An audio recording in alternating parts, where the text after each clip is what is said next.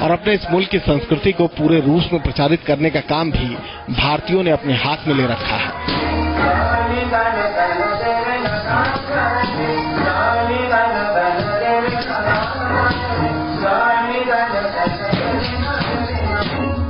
विदेशी धरती पर भारतीय संस्कृति ने अपनी एक अमिट छाप छोड़ी है और आज भी विदेशों में जाकर बसने वाले भारतीय अपनी संस्कृति के लिए प्रेम को किसी न किसी रूप में जिंदा रखते हैं।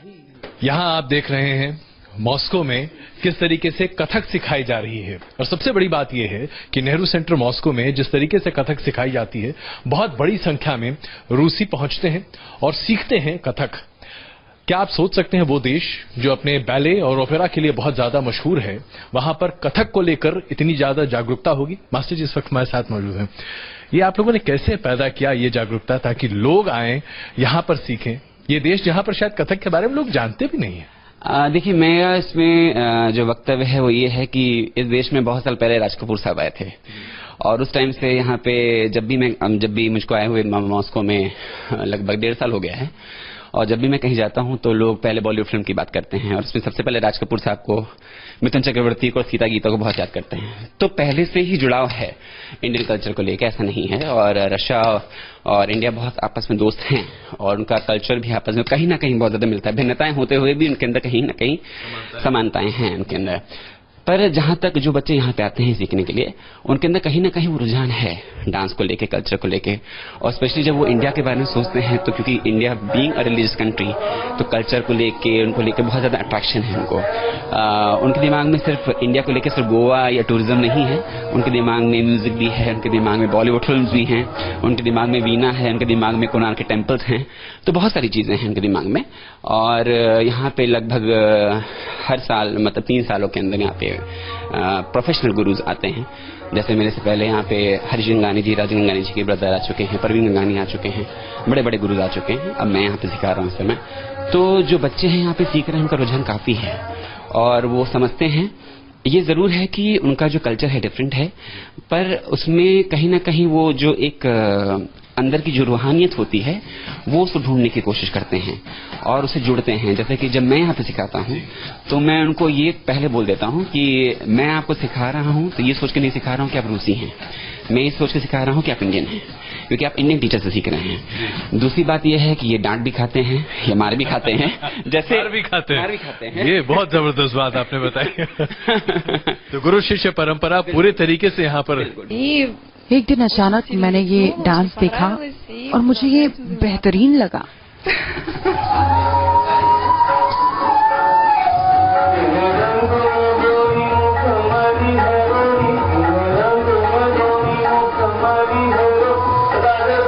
इन रूसी बालाओं को भले ही अवधी और ब्रज न आती हो, लेकिन संगीत और राग ये बखूबी समझ लेती है और कथक गुरु को भी शास्त्रीय नृत्य की शैलियां समझाने में खास कठिनाइयों का सामना नहीं करना पड़ता।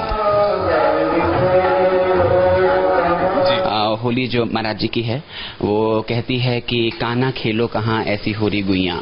तो होली है तो पहली बात उनको बताना पड़ता है कि होली होती क्या है। फिर कुछ ऐसे हिंदी के शब्द हैं जिसका कोई एक्चुअली मतलब समझाया नहीं सकता, क्योंकि जो हिंदी पोएट्री होती है और खासतौर पर उसमें कहीं अवधि हो या ब्रज भाषा के शब्द का प्रयोग हो तो उसमें बहुत मुश्किल होता है समझाना। अब जैसे गुइयां हैं, अब गुइयां को मैं कैसे समझाऊं उनको कि क्या है। तो फिर भी उनको ऊपर की सतह लेवल के ऊपर, सरफेस लेवल के ऊपर उनको जितना समझा सकते हैं जिसका सिंबॉलिक समझाया जा सकता है। जैसे कि अभी मैंने उनको बीच में रंगी साड़ी गुलाबी चुनरिया रे, जो हमारे बनारस की बहुत बड़ी फेमस दादरा है, वो सिखाया था। तो जब मैं वो सिखा रहा था तो उसमें उनको पता कि रंगी साड़ी की तुम्हारा जो मोशिना है वो तुमको बहुत प्यार से देख रहा है, और मोशिना मतलब जो लड़का है, और उसने तुम्हारा जो दुपट्टा है वो उसने पिंक कलर में रोज़वे कलर के अंदर तुमने उसको कलर किया है तो तुम बहुत सुंदर लग रही हो, तो वो इस तरह से तुमको देख रहा है। तो काफी चीजें उनको समझाते हैं, सिखाते हैं। तो अभी आप देखिए मैं कैसे सिखा रहा हूँ, बिल्कुल आप एंजॉय करें। बिल्कुल हम यहाँ देखते हैं और आइए आपको दिखाते हैं कि किस तरीके से भले ही हिंदी ना बोल पाए, अंग्रेजी भी ठीक से ना बोल पाए, लेकिन ये तमाम शिष्य आज कथक सीखकर बहुत कुछ करते दिखाई दे रहे हैं।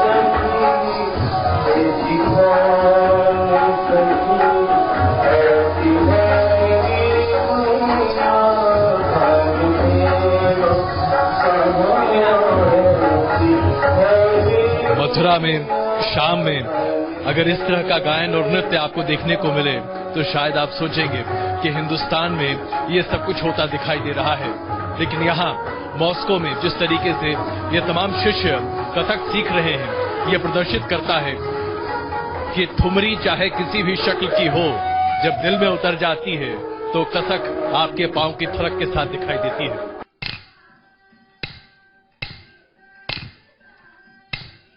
अगर एक तरफ रूस में हिंदुस्तानी गुरु कथक सिखाने में लगे हैं, तो साथ ही भारतीय संस्कृति को अपनाकर कई विदेशी कलाकार भी अब भारतीय क्लासिकल डांस को सीख रहे हैं। भरतनाट्यम का क्लास चल रहा है और मॉस्को में भरतनाट्यम सीखने वाले लोगों की संख्या कम नहीं है। एक बहुत बड़ी संख्या में लोग भरतनाट्यम सीखने आते हैं। सबसे बड़ी बात यह है कि आप यहाँ पर रूसी मूल के लोगों को संस्कृत भाषा में पूरा नाट्य सीखते हुए और गायन के साथ साथ नृत्य को सीखते हुए देख सकते हैं। हमारे साथ यहाँ पर मौजूद हैं गुरुजी दिमित्री, जो कि खुद हिंदुस्तान में रहकर आ चुके हैं और वहां से इन्होंने सीखा भरतनाट्यम। दिमित्री जी नमस्कार। आपने ये जो डांस फॉर्म सीखा, ये कैसे आपने सीखा और कहां से आप प्रोत्साहित हुए? क्या आपको इसके करीब लेकर आया ताकि आपको लगे कि नहीं, मुझे भरतनाट्यम सीखना चाहिए? एक्चुअली मैं कह नहीं सकता हूँ, वो तो बचपन से है। अभी मेरे को याद नहीं कब ये मतलब प्यार मोहब्बत हिंदुस्तान का आए हैं। मेरे ख्याल के पहले मैंने एक मूवी देखा है सीता और गीता, और शायद उस वजह से मेरे को प्यार हो गया जब मैंने देखा वो हेमालिनी की डांस है, और मैं पता चला कि ये कुछ नया फॉर्म है जो मैं कभी देखा नहीं है, और इतना मतलब खूबसूरत मूवी थे और खूबसूरत हीरो हीरोइन है, और इस वजह से मेरा बहुत इंटरेस्ट हो गया, दिलचस्पी। तो एक फिल्म ने आपको हिंदुस्तान पहुंचा दिया?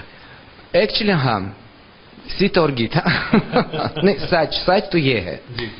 और हिंदुस्तान पहुंचकर आप क्या सीधे संगीत और गाने सीखने में पहुंच गए, या आपने पहले जरा देश देखा और उसके बाद फिर लगा कि नहीं, भरतनाट्यम ही बेहतर है सीखना? हमारा अक्सर हिंदुस्तान के ट्रिप थोड़ा सा हमारा पहले अजीब था। मैं तो सिर्फ ले लिया वीजा सिर्फ 3 महीने के लिए, और मैं भी मतलब सोचा तो है कि मैं ज्वाइन करूंगा कहीं यूनिवर्सिटी में, लेकिन मेरे को पक्का नहीं था। रूस को अपने बैले डांस के लिए दुनिया भर में जाना जाता है। ऐसे में रूसी लड़कियों का भारतीय डांस शैलियां सीखना हिंदुस्तानी कल्चर की उस खासियत को दिखाता है जो पूरी दुनिया को अपनी तरफ खींचती है। मॉस्को के जवाहरलाल नेहरू कल्चरल सेंटर में न केवल भारतीय परंपरागत शैलियों को सिखाया जा रहा है, बल्कि इस बात का भी ध्यान रखा गया है कि नृत्य, संगीत भारतीय वाद्य यंत्रों के जरिए ही सिखाया जाए। तो हम अपने दर्शकों को यहाँ छोड़े जा रहे हैं। आप देखिए मीरा भजन, और किस तरीके से हिंदुस्तान को अपने दिल में समेटे ये लोग हैं जो आज दरअसल हिंदुस्तान और रूस के बीच में वो संबंध, वो कड़ी हैं जो 2 सभ्यताओं को एक दूसरे के साथ जोड़ती है। कैमरामैन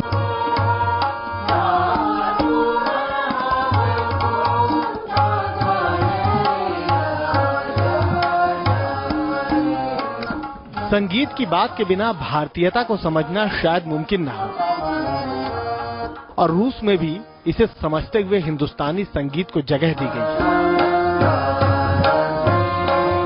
मॉस्को के सांस्कृतिक सेंटर में हिंदुस्तानी संगीत को सीखने के लिए रूसी लड़कियों में जोश देखते ही बनता है।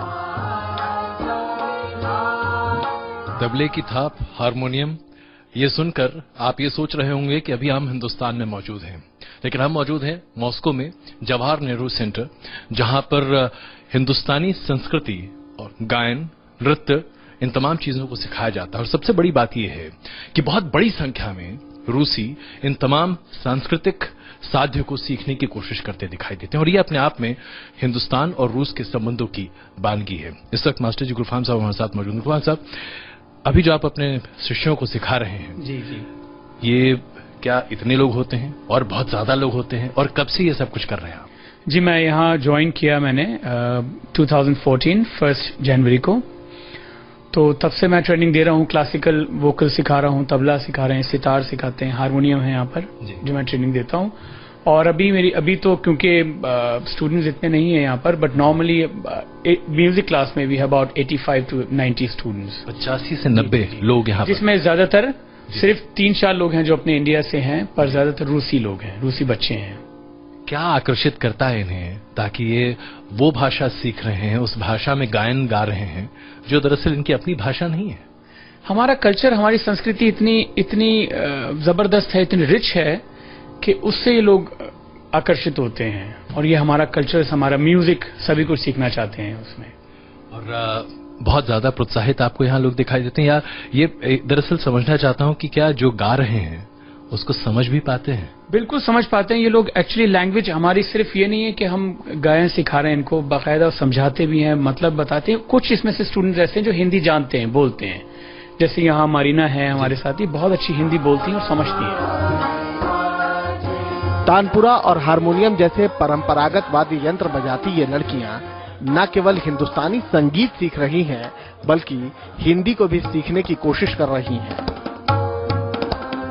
मरीना जी, आप अभी आपके सामने जो हारमोनियम रखा है वो लाहौर म्यूजिक हाउस का है, जो कि नई दिल्ली का बना हुआ है। दिल्ली कभी आप गई हैं क्या? हाँ, पहले गया। आपकी हिंदी तो माशाल्लाह बड़ी अच्छी है, सीखी कैसे आपने? हम पहले इंडिया गया, हम प्रवचन सुनते सुनते मुझे हिंदी भाषा आ गई। भागवत पाठ प्रवचन सुनते सुनते हिंदी भाषा आ गई। अच्छा, तो आप भागवत पाठ पढ़ने के लिए या सीखने के लिए हिंदुस्तान गई थी? हाँ जी, यहाँ गए। और अभी जो आप गायन गा रही थी, उसका मतलब क्या आपके हिसाब से? आप उसे किस तरीके से देखते हैं? क्या ये हिंदुस्तान को आपके नजदीक लाता है, या आपको गीता के उपदेशों के साथ भगवान के ज्यादा करीब? हाँ, भगवान के। और ये सब स्पिरिचुअल म्यूजिक है, इसे कोई स्पिरिचुअल वे जाना चाहता है तो जरूर उसका ज्ञान अभ्यास करना, कैसे म्यूजिक है, कैसे इसका कल्चर। तब सबसे बढ़िया Indian classical music I think. क्या बात है, बहुत खूब, आप बहुत अच्छा गा रही थी। इन रूसी लड़कियों में से कुछ प्रोफेशनल संगीतकार हैं जो यूरोपियन और वेस्टर्न संगीत पर अच्छी पकड़ रखती हैं, लेकिन ये मानती हैं कि हिंदुस्तानी संगीत दुनिया के सबसे बेहतरीन म्यूजिक में से एक है।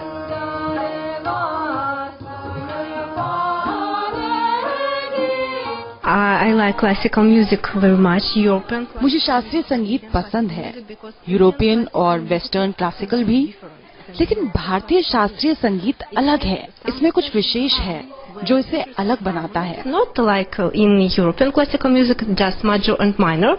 मैं एक प्रोफेशनल म्यूजिशियन हूँ और भारतीय संगीत मुझे संगीत की बेहतर समझ देता है। I'm very interested in Indian culture, in Indian music especially.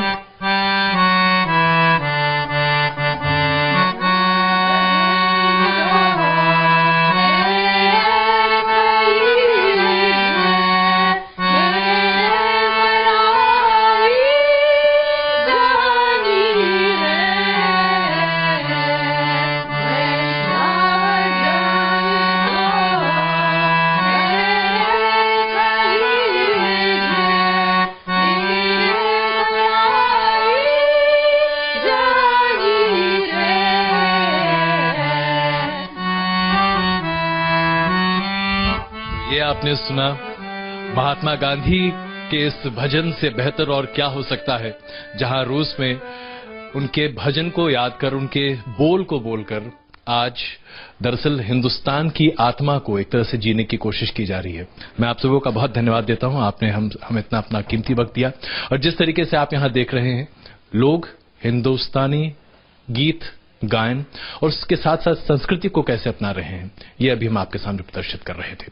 Cameraman Arif Khan के साथ Ajay Kumar, Moscow news nation.